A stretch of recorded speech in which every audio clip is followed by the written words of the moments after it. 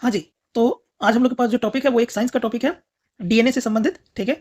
तो हम लोग इस डीएनए से के संबंध में कुछ बातें करेंगे, उससे पहले हम लोग एक प्रश्न देख लेंगे। तो चलिए सबसे पहले प्रश्न ये रहा कि डीएनए डबल हेलिक्स संरचना की खोज किसके द्वारा की गई थी?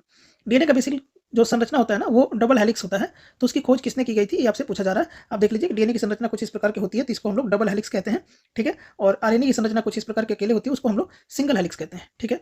देखिए, तो इसमें जो है कि आपके सामने 4 ऑप्शन में जेम्स वाटसन और फ्रांसिस क्रिक हैं और रोजलिंड फ्रैंकलिन और मॉरिस विल्किंस हैं और लिनस पॉलिंग है और ग्रेगर मेंडल है। तो इसमें जो आपका करेक्ट आंसर बनता है वो होता है जेम्स वाटसन और फ्रांसिस क्रिक। इन्होंने जो है कि डीएनए की डबल हेलिक्स संरचना की खोज किया था। कुछ बातें हम लोग करते हैं।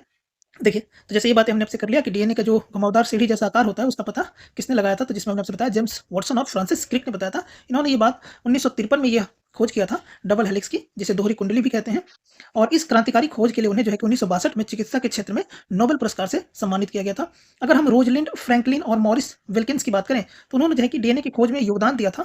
क्या उनका बेहद योगदान था कि उन्होंने जो है कि रोजलिंड फ्रैंकलिन ने एक्सरे क्रिस्टलोग्राफी जो तकनीक होती है उसका उपयोग करके डीएनए की एक बहुत ही स्पष्ट तस्वीर, जिसे फोटो 51 कहा जाता था, ली थी। इस तस्वीर के आधार पर वाटसन और क्रिक ने अपने डबल हेलिक्स मॉडल को साबित कर पाए थे।